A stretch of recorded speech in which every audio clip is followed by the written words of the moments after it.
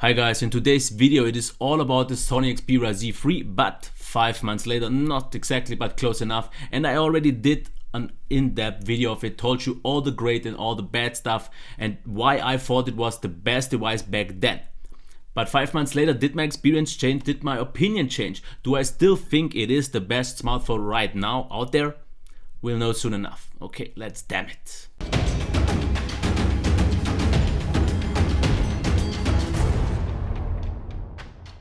Okay, since this is a 5 months later video, I won't go into detail about everything and I will only give you the highlights and the main things I want to talk about. And starting with the design and build quality, I still think it is one of the best feeling Android devices, and pretty much the only one that I actually think feels noticeably better would be the iPhone 6, because it just feels, maybe because due to a more compact size, just a little bit better than. But in terms of Android phones, in my opinion, it is still pretty much the best.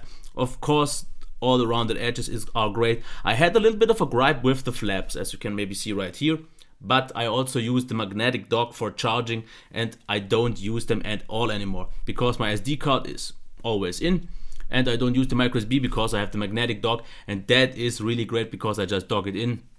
Pretty much the same as wireless charging for me, and still great. The buttons are still amazing. Double tap to wake is great, double tap to sleep thanks to an app I recently reviewed. So in terms of design and build quality, I still can't complain at all. It feels substantial, it feels great in the hand. The design is nice, it looks amazing, it looks premium, feels a premium. So in terms of design and build quality, my opinion hasn't changed and it is still the same, just great. Okay, let's move on and talk about the display. And back then I said it was the best display I reviewed so far, but I have to slightly take that back because side by side with the OnePlus looks a little bit clearer and sometimes more, maybe because due to the contrast, a little bit better, but that one also has the yellow border. So I still prefer this in overall, but I've seen better displays, and something like the Note 4 or the S5 just still in overall looks better, but it's still a great display, even though not as good as I said back then. Same as with the display, I also have to take a small step back with the sound. It is still loud, it is still clear, and it is still good in overall because of the stereo speakers, but especially using Clear Audio Plus at the highest volume, you will notice sometimes a little bit of distortion. And if you go one step lower, then it won't be just as loud anymore. There's a big step between the last one and the previous. So it is not as great in overall, but one thing that definitely improved was the notification sound, because back then it was very low in terms of volume. Now it is good because it uses both. So in overall it's still one of the best, maybe top 3, but not quite boom sound level, but still good, very good. If there was one thing I hyped a lot back then, was the responsiveness, the zippiness and the performance in overall, because it was great, and pretty much everything is still the same here.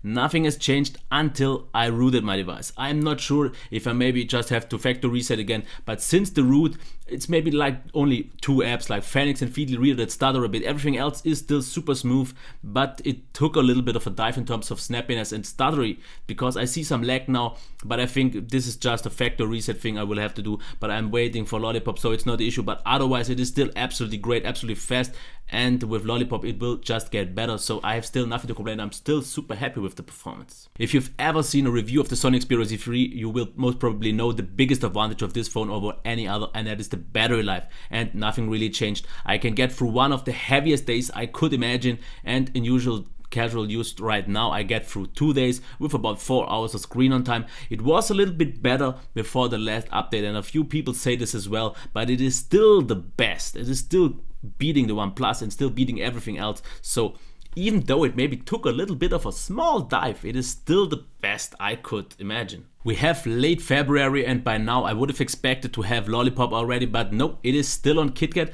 But is it a problem for me? Not, because KitKat does everything, and the few little things I would like to get from Lollipop I can get with third-party apps, so no problems at all. The software is reliable, stable, no issues at all. With the latest update they fixed a few good things like the notification sound and also some other quirks I had with some notifications not being on, but now everything is fine and is more stable than it could ever be. So I'm not really that eager to try Lollipop. Of course I want to try it because from some leaks I saw it looks even more like stock Android right now, a little bit Sony themed, but I can't wait to try it. But I'm still super happy with the Xperia right now.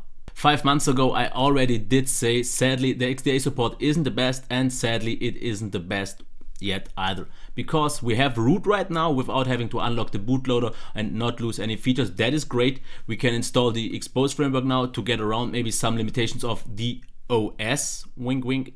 If you saw one of my recent videos, you know what this is about. No, but otherwise, custom ROMs are a few available now, like Validus and CM12, and maybe an AOSP ROM, but they aren't just daily driver material yet. And I hope this will fix itself soon once the official Lollipop is out. But right now, so far, it is still better to stick with the stock ROM. But yeah, XDA support could definitely be better, but maybe in the coming months it will get better. Okay, time to get to the end and answer my initial question. Do I still think it is the best phone out there right now? And my answer is yes. Despite what all I said in my video right now before that, and I said a few things maybe aren't that great anymore as I thought back then they were, they are still on a super high level and my opinion hasn't changed. I still use it every day and I still just sometimes like to hold it in the hand because it feels so great. Look at the screen because it looks so great.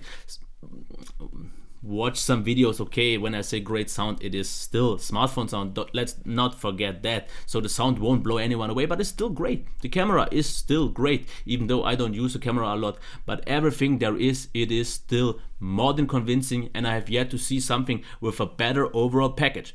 But it is also late February, so keep in mind we will see the S6 soon. We'll still see the oh man, the M9. I don't want to talk about the M9. M8S we could call it, but that's not the point of this video. I am still super convinced, and if you want something that right now isn't maybe as expensive as it was back then when it was released, and have a phone that is still great for at least 1 or 2 years to be at the top, this one is still the one to go for. And my opinion, my initial opinion didn't change. I'm super happy, and I'm not thinking about really upgrading anytime soon if I don't maybe get a super deal or someone maybe just gives me one. Otherwise, no, I will stick to this and I will happily stick with this. So that's about that. That was my 5 months. Oh yeah, that was my 5 months later video. I hope you enjoyed it. Please rate, subscribe, comment, or do anything else you want to. Until next time, I'll be back.